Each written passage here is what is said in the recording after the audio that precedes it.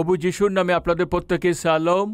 দাউদ যে করেছে প্রার্থনা, দাউদ যে গীত রচনা করেছেন, গীত 101 পদ থেকে শেষ পর্যন্ত পড়ব।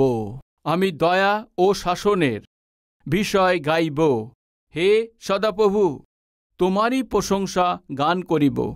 আমি বিবেচনাপূর্বক সিদ্ধ পথে গমন করিব। তুমি কবে আমার নিকটে আসিবে? আমার গৃহের মধ্যে আমি হৃদয়ের সিদ্ধতায় চলিব। আমি কোনো জঘন্য পদার্থ চোখের সম্মুখে রাখিব না। আমি বিপদগামীদের ক্রিয়া ঘৃণা করি, তাহাকে লিপ্ত হইবে না। কুটিল অন্তঃকরণ আমা হইতে দূরে যাইবে, দুষ্টতার সহিত আমার পরিচয় হইবে না। যেজন গোপনে প্রতিবেশীর পরিবাদ করে, তাহাকে আমি উচ্ছেদ করিব। যাহার সাহংকার দৃষ্টি ও গর্বিত হৃদয়, তাহাকে সহ্য করিব না। দেশের বিশ্বস্ত লোকদের প্রতি আমার দৃষ্টি থাকিবে, তাহারা আমার সহিত বাস করিবে। যে সিদ্ধ পথে চলে, সেই আমার পরিচারক হইবে। প্রতারণাকারী আমার গৃহের মধ্যে বাস করিবে না। মিথ্যাবাদী আমার চক্ষু গোচরে স্থির থাকিবে না। প্রতি প্রভাতে আমি দেশস্থ সকল দুষ্টকে বিনষ্ট করিব, যেন সমস্ত অধর্মচারীকে সদাপ্রভুর নগর হইতে উচ্ছিন্ন করি। ভাই, বাইবেলেতে 222টি প্রার্থনা লেখা হয়েছে। ওই প্রার্থনাকে আপনাদের সামনে নিয়ে আসছি। এ গীতও আছে, আবার প্রার্থনাও আছে। এ এক অদ্ভুত গীত আছে। এই গীতকে যদি আপনি মন দিয়ে দেখেন, তো অনেক বিষয়কে আমরা শিখতে পারি। সবচেয়ে প্রথমে এই গীতের পিছনে যে ঘটনা ঘটেছিল, ওই ঘটনা কি ছিল, কি কারণে দাউদ তো এই গীতকে লিখেছেন। এই গীতকে লেখার সময়ে দাউদের জীবনে, তার চারিদিকে, তার পিছনে কি ধরনের পরিস্থিতি ছিল, আর যদি আমরা বুঝতে পারি, তাহলে এই গীত আমাদের আরও বুঝতে আর অনুকরণ করতে আমাদের জন্য আশীর্বাদদায়ক হবে। ভাই, অনেকে বাইবেলে পণ্ডিতদের অভিপ্রায় এই আছে কি, এই গীতকে দাউদ যখন রাজা রূপে মনোনীত হয়েছিলেন, ওই প্রথম বছরে এই লেখা এই গীত আছে। এটা বাইবেল পণ্ডিতদের অভিপ্রায় আছে, মানে দাউদকে রাজা রূপে নির্বাচিত হবার পরে তার নিজের রাজ্যকে শুরু করার প্রথম বছরেতে বা মাসেতে এই গীত লেখা আছে, তাদের অভিপ্রায় আছে। ভাই, দাউদ 33 বছর পর্যন্ত ইসরায়েলদের দেশেতে 7 বছর পর্যন্ত হিব্রন থেকে শুরু করে আর সব মিলে 40 বছর পর্যন্ত শাসন করেছেন। এই 40 বছর শাসনকালের মধ্যে প্রথম দিনেতে বা প্রথম সপ্তাহেতে, মাসেতে বা বছরেতে এই গীতকে লিখেছেন। এই গীতের আরেকটি নাম আছে, এই আছে কি, একজন নেতার গীত, এক লিডারের গীত। একজন নেতার এই গীত না, হয়তো যে ভাবে যে আমার নেতা হতে হবে, নেতৃত্বতে বা রূপেতে থাকতে হবে, এমন যারা আশা করছে, তাদের নিশ্চিত রূপে এই গীতকে পড়তে হবে। আপনি আপনার ঘরের প্রধান আছেন কি, মানে আপনি স্বামী আছেন, তবে আপনার ঘরের নেতৃত্ব দেওয়ার দায়িত্ব আপনার উপরে। আপনি আত্মিক স্ত্রী পুরুষ আছেন কি, তবে আপনার আশপাশের লোকদেরকে প্রভুতে আনার দায়িত্ব আপনারই আছে। আপনি পিতা মায়েরা আছেন কি, তবে আপনার সন্তানদের জন্য আদর্শ হওয়া, এটা আপনার দায়িত্ব আছে। মানে আজকে আপনি আপনার সন্তানকে ঈশ্বরের নিকটে আনতে হবে এমন আশা করছেন, আর আপনার পরিবারকে বাক্য অনুসারে বৃদ্ধি করতে হবে আশা করছেন। চাকরি করার জায়গায় আপনি একজন নেতা আছেন, না হয় আপনি একজন অফিসার আছেন, না হয় আপনার অধীনে কিছু লোকদেরকে আপনি কাজে দিয়ে দিচ্ছেন, ওদেরকে নেতৃত্ব দেওয়ার দায়িত্ব আপনার উপরে আছে কি, তবে নিশ্চয়ই এই গীতকে আপনাকে পড়তে হবে। নেতার সম্বন্ধে এই গীত আছে, আবার অন্য নেতৃত্ব দেবে সে সম্বন্ধেও গীত আছে। দাউদকে যে শাসন করার জন্য নিযুক্ত করা হয়েছে, ওইটা শাসক রূপে যে নির্ণয় নিয়েছিলেন ওর মধ্যে কিছু কথা আমরা দেখতে পাই। এই জন্য আপনি যে কেউ হন, নেতা হতে হবে বা অন্যকে প্রভুর নিকটে আনতে হবে, এমনভাবে লোক হতে হবে, এমন আশা করছেন, তাহলে এই গীতকে নিশ্চয়ই আমাদের বারবার পড়তে হবে। এই গীত থেকে 3টে বিষয় আপনাদের কাছে বলার আশা করছি। দাউদ পবিত্রতাকে প্রেম করার একজন নেতা আছেন। সাধারণভাবে যখন দাউদের পবিত্রতা বিষয়ে কথা বলি বা দাউদের বিষয়েতে কথা বলতে থাকি, দেখুন দ্রুত একটা ভাবনা আসে, দাউদ পবিত্র আছে বলতে থাকি, কিন্তু বাথশেবার বিষয় ভুল কাজ করেছে না, এমনই এক ভাবনা দ্রুত চলে আসে। বেশ্যাবার সঙ্গে দাউদ পাপ করেছে, এইটা সারা জগৎ জানেন। বাইবেল কি বলে তা জানেন কি? কেবল বেশ্যাবার বিষয় ছাড়া আর কোনো বিষয়তে দাউদ পাপ করেননি। এক শূকরকে যদি নোংরা নালার মধ্যে আপনি ছেড়ে দেন, তাহলে ওই শূকর ওখানে অনেক আনন্দিত হন। ওই নোংরা জায়গায় গিয়ে সে নোংরা বিষয়কে পেয়ে আনন্দিত হয়, এনজয় করেন।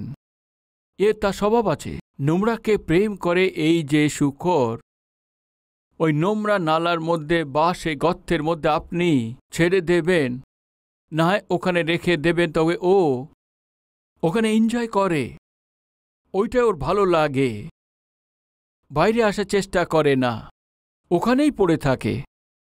এইটাও স্বভাব আছে। এক ভেড়াকে যদি জোরপূর্বক নোংরা নালার মধ্যে তাকে ফেলে দিয়ে দেখুন,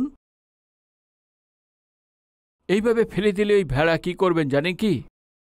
ওকে ঠেলে ফেলে দেবার পরেও ও দ্রুত সেখান থেকে বাইরে আসার চেষ্টা করবে। ওই নোংরা জলের মধ্যে ও থাকতে চাইবে না। ওই নোংরা জায়গাকে ভেড়া এনজয় করতে পারে না। ওই নোংরা জায়গাতে ভেড়া আনন্দিত হয় না। ওই নোংরা জায়গার জন্য ভেড়া তা পছন্দ করেন না। ওই নোংরা জায়গায় সেই ভেড়াকে শান্তিতে থাকা সম্ভব নয়। ওই খারাপ জায়গা থেকে, মন্দ জায়গা থেকে বাইরে আসা পর্যন্ত ওই ভেড়া ওখান থেকে বাইরে আসার জন্য চেষ্টা করতে থাকে। ও পরিশ্রম করতে থাকে যেন কোনোভাবে ওখান থেকে বাইরে আসতে পারে।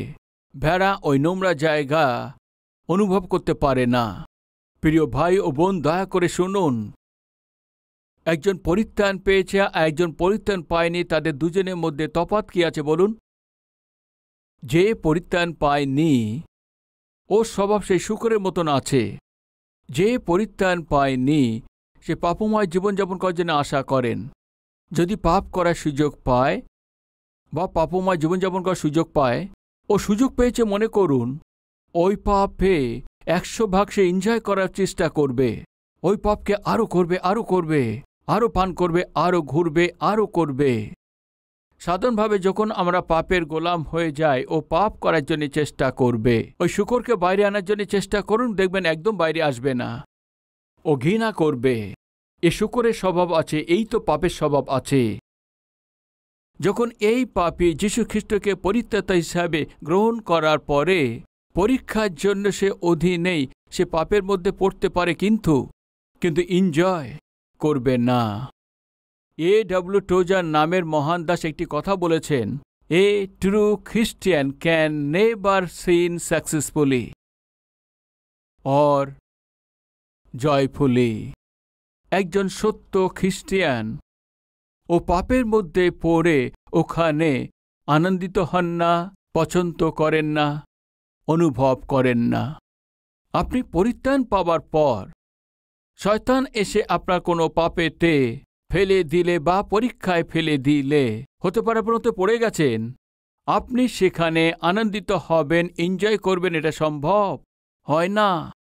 খারাপ জায়গাতে যেমন ভেড়া পড়ে যাওয়াতে বাইরে আসার জন্য চেষ্টা করে, বাইরে আসার জন্য চেষ্টা করতে থাকে, পরিশ্রম করতে থাকে, ঠিক ওইভাবে এক পবিত্র ব্যক্তি ভুল করে যদি ভুলে পড়ে যায়, তো ওই পাপে পড়ে ও দুঃখিত হয়ে যায়, অনেক অনুতপ্ত করে ফেলে, ওই পাপ থেকে বাইরে আসার জন্য দুঃখ পান, ব্যাস এইটুকুই। ওই পাপময় জায়গাতে থাকার একদমই চেষ্টা করে না। এখন প্রশ্ন, আপনারা কতজন পরিত্রাণ পেয়েছেন? ওইভাবে হাত তুলবেন না। আমাদের মধ্যে কতজন পরিত্রাণ পেয়েছেন? এখন পরিত্রাণ পেয়েছেন আর পরিত্রাণ পায়নি, তার মধ্যে তফাৎ বুঝতে পেরেছেন না? কে আছে বলুন? যে পরিত্রাণ পায়নি সে পাপের মধ্যে এনজয় করে, আর যে পরিত্রাণ পেয়েছে যদিও পাপের মধ্যে পড়ে যায় তবুও ও এনজয় করতে পারে না, কেননা ওর বিবেক ওর উপরে দোষ দিচ্ছে। এক ধরনের ভয়ে রূপান্তরিত হয়। পাপ করবে এটা ভাবার পরেও, পাপে পড়ে যাবার পরেও ওই পাপেও আনন্দে অনুভব করতে পারে না। কোনোভাবে ওই পাপ থেকে বেরিয়ে আসতে হবে ও চেষ্টা করে, ও বাইরে না আসা পর্যন্ত শান্তিতে জীবনযাপন করতে পারে না। এক মুদিখানাতে কাজ করত একজন যুবক, ভুল করে একটা মিথ্যে বলে ফেলেছেন। কোনো গ্রাহক এসেছিল জিনিস নেওয়ার জন্য, সাবান দরকার একথা বলতেই কালকে সকালে চলে আসবে, কালকেই আপনার জন্য রেখে দেব, এভাবে উনি বলেছেন। কেননা মুদিখানার দোকানে সাধারণভাবে মালিক হোক বা সেখানে কাজ করার লোক হোক, যদি কেউ আসে, যদি কোনো জিনিস চায়, নেই এমন বলার অনুমতি দেওয়া নেই, এই কন্ডিশন আছে। এই কথার অভ্যাসে চুক্তি হয়ে গেছে ছেলেটি। না ম্যাডাম, কালকে সকালের মধ্যেই সাবানকে আপনাকে দিয়ে দেব, এটা বলার পরে ওই মহিলা চলে যাবার পর অনেক চিন্তিত হয়েছে, অনেক দুঃখিত হয়েছে। ওহো, আমি মিথ্যে বলেছি, আমি মিথ্যা বলেছি, মিথ্যা বলেছি, মিথ্যা বলেছি, এইভাবে অনেক দুঃখিত হয়েছে। মুদিখানার সে মালিক, আরে কি ব্যাপার, এত তুমি টেনশন করছো, কি ব্যাপার, এত দুঃখিত আছো? না স্যার, আমি অপ্রয়োজনে মিথ্যে বলেছি, সকালের মধ্যে তার সাবান দিয়ে দেবো বলে দিয়েছি, এখন আপনি আমাকে এই আপনি বলেছেন কারোর সঙ্গে সাবান নেই এটা বলবে না, আর আমি মিথ্যে বলে দিয়েছি। বলার পরে ওর মালিক বললেন, কি ব্যাপার, তুমি একবার মিথ্যে বলে এত টেনশন করছো? আরে আমি 40 বছর ধরে এই দোকানকে চালাচ্ছি, মিথ্যে বলিনি এমন একটি দিনও যায়নি। আমাকে দেখো, আমি কত নিশ্চিন্তে আছি, আমি কত আরামে আছি, তুমি কেন মিথ্যে একবার বলে এত টেনশন করছো? এইভাবে বলতেই কিছু সময় চুপচাপ করে থেকে ও বলছে, ঠিক তো, 40 বছর ধরে মিথ্যে বলতেই মিথ্যে বলতেই মিথ্যে বলতেই এই ব্যবসাকে করে এসছে, কোনো যন্ত্রণা নেই, কোনো সমস্যা নেই, কোনো দুঃখ নেই। একটা মিথ্যে বলার পর কেন আমি এত টেনশন করছি? এভাবে ও যখন ভাবছে, ও তখন উত্তর পেয়ে গেছে। ওরে উত্তরকে তার মালিককে বলেছেন, মালিক আমি কিছু বলতে চাই। হ্যাঁ বলো। মনে করুন এটা মরা লাশ আছে, তার উপরে 3 বস্তা চাল রেখে দিন, ওই মরা লাশ কিছু বলবে কি? মরা লাশের উপরে ভারী বোঝা রাখলে সে কি জানবে? কোনো কিছুই হবে না। মরে যাবার লাশ আছে, এই জন্য পা দিয়ে যদি চটকে দাও তবুও, বা ভারী জিনিস রাখো, কিছুই হবে না। এই জন্যে স্যার আপনার কিছু অনুভব হয় না, আপনি অনেক আরামে আছেন। আর কি আছে তার মানে? যে আর্থিক রূপে মারা গেছে, কাউকে মিথ্যে বলে, কাউকে ঠকে নিয়ে, অনৈতিকভাবে উপার্জন করে, তার কিছুই মনে হবে না স্যার। কিন্তু আমি প্রভুর উপরে বিশ্বাস করেছি, প্রভু আমার বিবেককে জীবিত করেছেন, আমার ভালো মন আমাকে প্রদান করেছেন। আমি যখনই মিথ্যে বলেছি, ওই ভালো মন বিবেকটা সহ্য করতে পারেনি, ভিতরে ভিতরে যেন যন্ত্রণা পাচ্ছি। আমি আত্মিকভাবে জীবিত আছি, এই জন্য যখন আমি মিথ্যে বলেছি তখন আমার মন, আমার বিবেক শান্তি হারিয়ে ফেলেছি। 40 বছর ধরে আপনি মিথ্যে বলেছে, এর কোনো সুযোগ ছিল না। যে আর্থিকভাবে মারা গেছে তার আর কি বলবে? যার সে বিবেক হারিয়ে ফেলেছে, সে যখন ভুল করে, পাপ করে, তখনই বিবেক কিভাবে চেতনা দেবে? আপনার মন, আপনার বিবেক মারা গেছে, কিন্তু আমার মন এখনো বেঁচে আছে। প্রভু আমার এই মনকে আর এই বিবেককে জীবিত রেখেছেন। প্রিয় ভাই ও বোন, আমি জিজ্ঞেস করছি, আপনাদের মন জীবিত আছে কি? আপনার বিবেক জীবিত আছে কি? যখন আপনি খ্রিস্টকে পরিত্রাতা হিসেবে গ্রহণ করেন, তখন খ্রিস্ট কি করেন? আপনার বিবেককে জীবিত রাখেন। ঈশ্বর যাকে নতুন হৃদয় দিয়েছেন, ওই নতুন বিবেকেও প্রদান করেন। এই জন্য যখনই আপনারা ভুল কাজ করেন, আপনার বিবেক আপনারই উপরে দোষারোপ করেন, যা করছে ওটা ভুল আছে, তুমি যেটা করেছো ভুল আছো, তুমি যেটা করেছো ভুল আছে, বারবার চেতনা দেন। কেন জানেন? যেন ভুল আপনি স্বীকার করতে পারেন। ওই ভুলকে আপনি প্রভুর সামনে স্বীকার করে ক্ষমা চেয়ে ওটাকে ছেড়ে দিতে হবে। এটা ঈশ্বরের উদ্দেশ্য আছে, রাইট?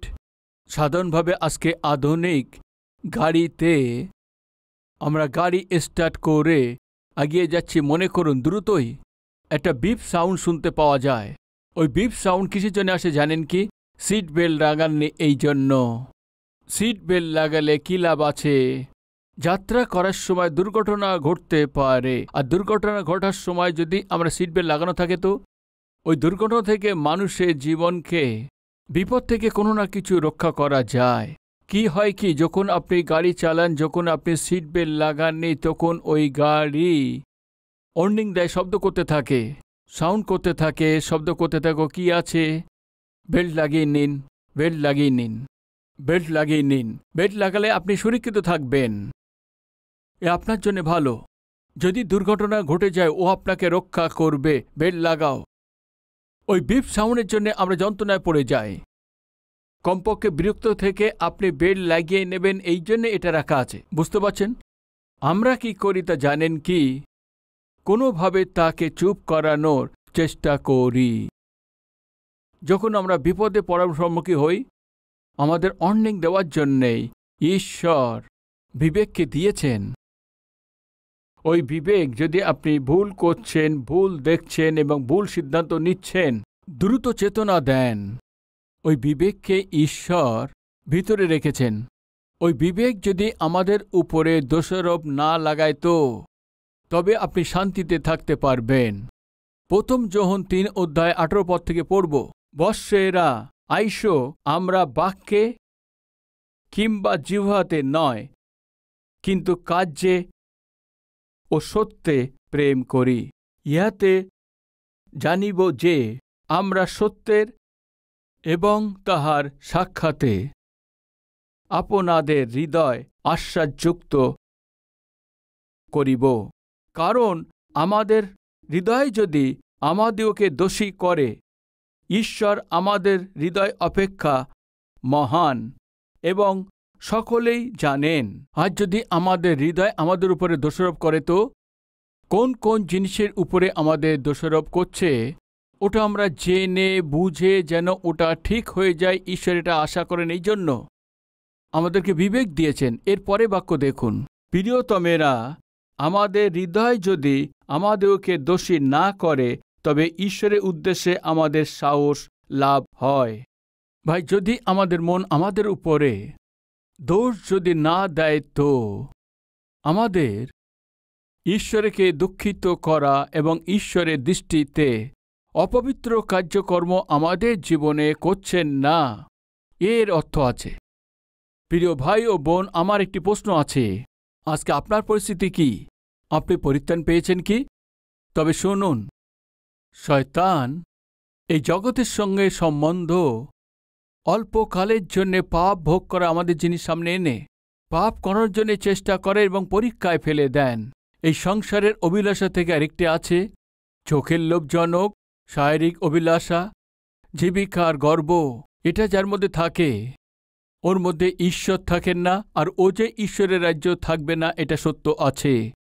কিন্তু কোনোভাবে শারীরিক লোভ থেকে, চোখের লোভ থেকে, জীবিকার গর্বে যেন না পড়ি, এ শয়তানের চেষ্টা আছে।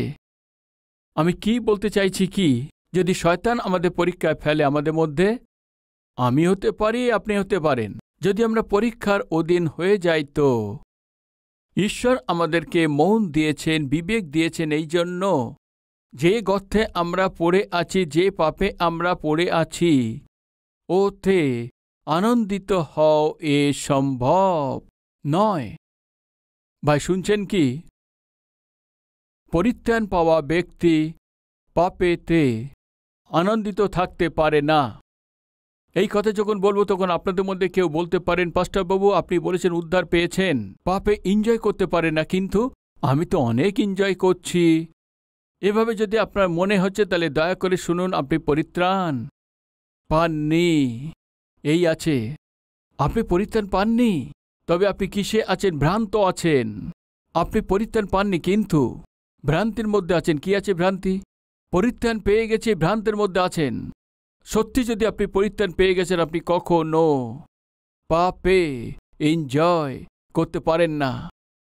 পাপকে আপনি প্রসন্ন করেন এবং পাপে আপনি আনন্দিত আছেন, এ আপনার জন্য একদম সম্ভব নয়। এসব কেন আপনাদের বলছি? বলতে গেলে দাউদের বিষয়ে বলতে গেলে, দাউদ কে ছিলেন? পবিত্র ছিলেন। দ্রুত প্রশ্ন উঠতে পারে, দাউদ যদি পবিত্র থাকে তো পাপে পড়ে গিয়েছিল না, বেশ্যেবার সঙ্গে ও ব্যভিচার করেছে না। ইয়েস, বেশ্যেবার সঙ্গে ব্যভিচার করেছেন, কিন্তু শুনুন, ও এক স্ত্রীর সঙ্গে ব্যভিচার করেছেন, কিন্তু দ্বিতীয়বার কখনো তার জীবনে ব্যভিচার করেননি। কেন জানেন? ও যে করেছে, ভুল হয়েছে, ওটা জানতে পেরেছে। ও যে পাপ করেছে, সে পাপের জন্য ভয়ানক দণ্ডকে ও পেয়েছে, ভয়ানক দণ্ডের অনুভব করেছেন। প্রিয় ভাই ও বোন, দয়া করে ধ্যান দিন।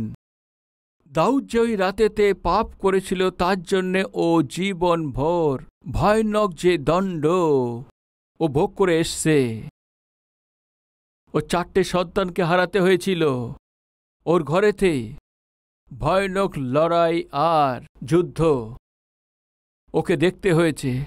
ও সন্তানদের মধ্যে একতা ছিল না, পরিবারের মধ্যে শান্তি ছিল না, ওর সন্তান ওর আজ্ঞা পালন করতেন না। ও যাদের উপরে অনেক ভরসা করেছিল এবং যারা বিশ্বস্ত ছিল, সে চারপাশে সৈনিক হতে পারে, সে উপদেশক হতে পারে, এরা সবাই ওর বিরুদ্ধে চলে গেছে। অবশালোমকে ও অনেক প্রেম করেছিলেন। ও যাকে প্রেম করেছে, সেই অবশালোমই তাকে প্রাণে মারার চেষ্টা করেছেন। ওর ঘরেতেই ওর পুত্র, ওর কন্যার সঙ্গে সে অকর্ম করেছেন। এসব কিছু দাউদ যে পাপ কাজ করেছিলেন, তার সেই কর্মফল স্বরূপ তার প্রতিফল আছে। অনেক বাইবেলে পণ্ডিতরা বলেছেন দাউদ পাপ করেছেন, জেনে শুনে পাপ করেছেন এবং ওই পাপকে লুকানোর চেষ্টা করেছিলেন। প্রতিফল রূপে তার জীবন ভোর ওর পাপের পরিণাম ওকে ভোগ করতে হয়েছে। দয়া করে ধ্যান দিন, পরিত্রাণ পাবার আগে আপনি যতই পাপ করুন, যত ধরনের আপনি জঘন্য পাপ করুন, প্রভুর কাছে এসে, প্রভু আমি পাপী আছি, আমাকে ক্ষমা করুন, এভাবে অনুরোধ করবেন, অনুতাপ করবেন। তখন প্রভুর কাছে প্রভু আপনার সমস্ত পাপ ক্ষমা করবেন, আপনাকে এক নতুন ব্যক্তি তৈরি করে দেবেন। যীশুখ্রিস্টের ক্রুশে আটকানো ছিল 2 ডাকাতের মধ্যে এক ডাকাত। ও যে করেছে তার সে পাপের জন্যে, অন্যায়ের জন্যে তাকে মৃত্যুদণ্ড পেয়েছে। এখনও ক্রুশে আছে ও মৃত্যুদণ্ড পেতে চলেছে। শেষ দিনেতে, শেষ সময়েতে, যিশু তুমি যখন রাজ্যের সঙ্গে আসবে, আমাকে স্মরণ করবে। ওই সময় প্রভু তাকে প্রতিজ্ঞা করেছেন, নিশ্চয়ই 100% নিশ্চয়তা। মানে অর্থ কি আছে? 100%। আমার সাথে আজই অদ্বৈ তুমি স্বর্গে থাকবে। ওই সময় ধরে ও যতগুলো পাপ করেছে তাকে শোধ করে দিয়েছেন, তার সে দণ্ডও সে শোধ করে দিয়েছেন। ও স্বর্গে চলে গেছে ভাই। মানে মানুষ তার জীবন ভোর কত জঘন্যতরের পাপ করেছেন, তবু ও আপনি যে করেছেন সেই পাপের বিষয়ে যদি প্রভুর কাছে ক্ষমা চান, তাহলে প্রভু কি করবেন? তাকে সম্পূর্ণভাবে ক্ষমা করবেন। আসুন প্রার্থনা করি।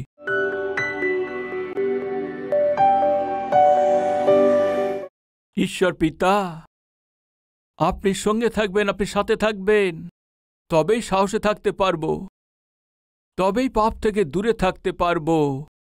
যদি আপনি আমার সঙ্গে থাকেন, পাপেতে আনন্দিত হতে পারি না। আমি যা করছি ওটা ভুল আছে, যখন আমি মনে করছি ওটা যেন আমি না করি, আমাকে শক্তি দিন পিতা। আমার শরীর এই জগৎকে চেতে পারে, চোখের অভিলাষকে চেতে পারে, জাগতিক অভিলাষে চেতে পারে, অল্পকালের পাপ ভোগের জন্য চেতে পারে, কিন্তু তার অধীনে না থেকে পিতা আমি জীবনযাপন করতে পারি। আমাকে সাহায্য করুন পিতা। আমাদের বিবেক আমাদের সমস্ত ধরনের ছোট ভুলকে জেনে চেতনা দিতে পারে, এমন বিবেক আমাদের দিন পিতা। মৃতপ্রায় বিবেক আমাদের দরকার নেই পিতা। অচেতন বিবেক আমার প্রয়োজন নেই পিতা। বোবার মতো বিবেক আমার প্রয়োজন নেই পিতা। নির্মল বিবেক আমাদেরকে দিন, যেন আমার উপরে দোষ দেখাতে পারে এমন বিবেক আমাদেরকে দিন। তবেই তো আমি আমার ভুলকে বুঝতে পারবো, আমি আমাকে ঠিক করে নিতে পারবো, তবে পাপের জন্য আমি অনুতাপ করতে পারবো। পিতা, সবসময় আপনাকে আনন্দিত করতে পারি এমন জীবন দিন। আপনার নামের মহিমা নিন, যীশু খ্রিস্টের নামেতে চাইছি পিতা, আমেন।